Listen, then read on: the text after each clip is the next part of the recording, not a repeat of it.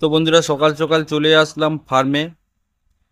শীতকালে হচ্ছে সব দিকে একটা ফার্মারের হচ্ছে মানে কি বলবো, কতটা ফার্মারের অভিজ্ঞতা বোঝার দিন। কারণ এই সময় হচ্ছে আমাদের অনেক রকম শত্রুর সঙ্গে লড়তে হয়। ভাইরাস আছে, ব্যাকটেরিয়া আছে, বিভিন্ন, তারপর আরো বাইরের অনেক রকম হিংস্র পশু আছে। সবাইকে নিয়ে এই সময় হচ্ছে লড়তে হয়। তো দেখুন, সকালবেলায় আমরা, বিকালবেলায় হচ্ছে আমরা এরকম পর্দা ফেলে দেই, আর সকালবেলায় আমরা হচ্ছে প্রতিদিন এসে এরকমভাবে পর্দাগুলোকে তুলতে হয় যখন রোদ উঠে। তো বুঝতে পারছো কতটা কষ্টকর। ঠিক আছে, কিন্তু তাও করতে হয় আমাদেরকে। তবেই এত কষ্ট করার পরেই আমরা সেখান থেকে প্রোডাকশন হয়, তারপর সেখান থেকে জিনিস বিক্রি করতে পারি। তো এই ছিল আজকে ভিডিও। মোটামুটি এরভাবে আমরা পর্দাগুলো পুরো পুরো তুলে দেই, আর প্রতি বিকালবেলায় আবার সেম একইভাবে ফেলে দিতে হয়।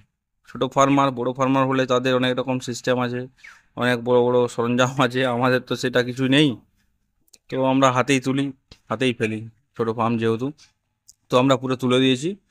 আর আমরা যেটা বলি ভিডিওতে, যে শীতকালে একটু দানাযুক্ত খাবার দিতে হবে মুরগিকে, তাহলে তার ঠান্ডা লাগার সম্ভাবনা কম। ঠিক আছে, তো এখন আমরা হচ্ছে এই মুরগির জন্য খাবার, বড় মুরগির জন্য খাবার দেখুন, গম, ভুট্টা, বাজরা আমরা মিক্স করে দিয়েছি। সেটা হচ্ছে আমরা কিন্তু খাওয়াই। ঠিক আছে, এতে কিন্তু ঠান্ডা লাগার চান্সটা অনেক কম থাকে, মুরগির এনার্জি বহু পরিমাণে বেশি থাকে। তাই সবাইকে বলি এরকম দানাযুক্ত খাবার দিবে শীতকালে। আটা ভিজিয়ে না খাওয়ানোই ভালো শীতকালে। এরকম দানাদার খাবার দিবেন, মুরগি দেখবেন সুস্থ থাকবে, হেলদি থাকবে, স্ট্রং থাকবে। ঠিক আছে, তো আমরা এইভাবেই প্রতিদিন এসে খাবার জল দিই। তারপরে আপনাদের ফোন ধরতে পারি না, আপনারা অনেকে ফোন মেসেজ করেন, কারণ হচ্ছে এটাই যে আমাদের ফার্মের পিছনে সময় লাগে, অনেক সময় দিতে হয়। তারপর নিজেদের কাজকর্ম থাকে, সেগুলোও করতে হয়। ঠিক আছে, তো এভাবেই আমরা হচ্ছে প্রতিদিন আমাদের শীতকালের কাজটা প্রতিদিন এভাবেই করতে হয়। খুবই কষ্টকর, কিন্তু তাও করতে হয়। যাদের যাদের ফার্ম আছে তারা হয়তো নিশ্চয়ই বুঝতে পারছো। তো বন্ধুরা, দেখতে পেলেন আমরা কিভাবে আমাদের ফার্মে আসলাম, কিভাবে মুরগির খাবার দেই, মুরগিকে কি করি না করি সম্পূর্ণ দেখালাম। কিন্তু ইউটিউবের কিছু গাইডলাইনের জন্য, কিছু কমিউনিটি গাইডলাইনের জন্য, কিছু ভাইলেন্ট গাইডলাইনের জন্য আমরা হচ্ছে পুরোপুরি আপনাদেরকে দেখাতে পারলাম না। এই মুহূর্তে আমাদের চ্যানেলে অলরেডি স্ট্রাইক একটা খেয়ে আছি আমরা। তো আমরা রিস্ক নিতে চাইছি না সেই জন্য। ঠিক আছে, তো প্রথমত কথা হচ্ছে, দেখুন, শীতকালে হচ্ছে যারা মুরগি ছেড়ে চাষ করেন, তারা অবশ্যই কিন্তু ভোরের যে শিশির থাকে, সেই শিশিরটা যখন আপনার হচ্ছে শুকাবে তারপরে মুরগি ছাড়বেন। নাহলে কিন্তু মুরগি কিন্তু মরার জন্য রেডি থাকবেন, মানে মুরগি আপনার মারা যাবে, এটাকে আপনি মাথায় রাখবেন। কিছুদিন পরে, সঙ্গে সঙ্গে কোনো জিনিস হয় না। আমাদের যেমন গ্যাস অম্বল সাথে সাথে হয় না, কিছুদিন বদহজম হয়ে হয়ে তারপরে শুরু হয়, সেরকম মুরগিরও সেম হবে।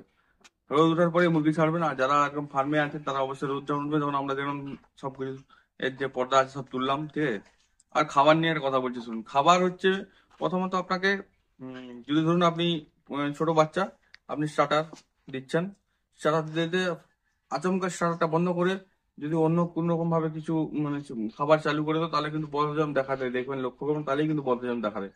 তো সেক্ষেত্রে যেটা আমি দেখালাম, যে আমাদের বড় যেগুলো মুরগি আছে, সেগুলোকে আমরা কি করি, গম, গোটা ভুট্টা, গোটা বাজরা, ঠিক আছে, এবং হচ্ছে তোমার হচ্ছে যখন যেটা আরো এক্সট্রা কিছু পাই, তখন সেটা খাওয়াই সেভাবে। ঠিক আছে, আপাতত শীতকালে আমি এগুলোই খাওয়াই, গম, ভুট্টা, বাজরা, এই তিনটা দিয়েই খাওয়াই।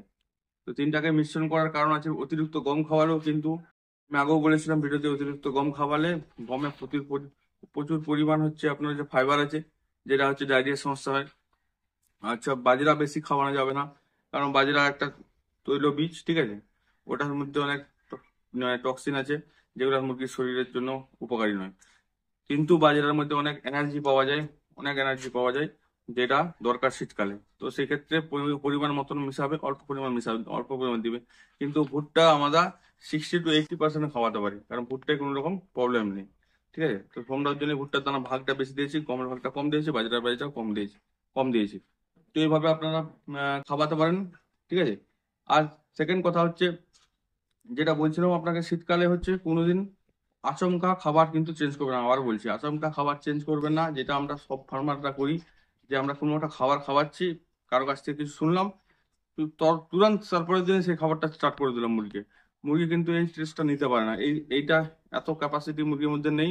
ওই যে আমরা যেমন নিত্য নতুন প্রতিদিন, মানুষের ক্ষেত্রে বলছি, প্রতিদিন নিত্য নতুন খাবার খেতে আমরা মানে একটু ইন্টারেস্টেড, কিন্তু মুরগি সেরকম না। মুরগি যে খাবার খায় ওর মাইন্ড সেট আপ সেরকমই থাকে, ওই খাবারটাই খাবে। যখনই অন্য খাবার খায় ওর ডাইজেস্ট সিস্টেম ওকে আগে চেক করবে যে কিভাবে ওটা হজম করবো, অনেক রকম ব্যাপার থাকে। তারপরে কিন্তু ও হজম হয়। তো সেক্ষেত্রে দেখবেন, আমি যদি মনে হয় যে আমার কথা ভুল হচ্ছে, দেখবেন যখনই খাবার চেঞ্জ করবেন তখনই মুরগির দেখবেন ডাইজেস্ট সিস্টেম প্রবলেম হয়, তখনই হজম হতে খুঁজে না। শীতকালে সব থেকে মারাত্মক যেটা প্রবলেম হচ্ছে হজম না হওয়া। তার সাথে তো ঠান্ডা গড়গড় এগুলো তো আছেই, এটা কমন ব্যাপার যারা মুরগি চাষ করেন। কিন্তু হজমটা এটা হচ্ছে মেন কেস। ঠিক আছে? তো হজম না হলে মুরগির অনেক রকম সমস্যা দেখা দেয়। মুরগির গ্রোথ হবে না ঠিকঠাক, মানে বাড়বে না ঠিকঠাক। মুরগির এনার্জি সেরকম থাকবে না, স্লো হয়ে যাবে। তো এই জন্য আমি বলছি সবসময় যে যে কোনো খাবার চেঞ্জ করবেন না কেন, আপনারা প্রথমে হালকা হালকা পরিমাণ মেশাবে, তারপরে পুরোটা তাকে, তারপর পরে 2-3 দিন হালকা হালকা পরিমাণ মেশালে, তারপর একদিন পুরো দিয়ে দিয়ে দিলেন। ঠিক আছে?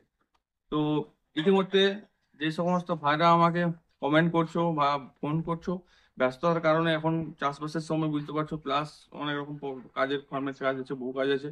সেই ক্ষেত্রে আমরা ফোন রিসিভ করতে পারছি না। তো ভাইরা বলবো যে একটু মেসেজ করবে হোয়াটসঅ্যাপে, আর না হলে আপনারা কমেন্ট করবেন। আমি কমেন্ট নিয়ে একটা ভিডিও তো বানাবো বলেছি, 7 দিন ছাড়া ছাড়া।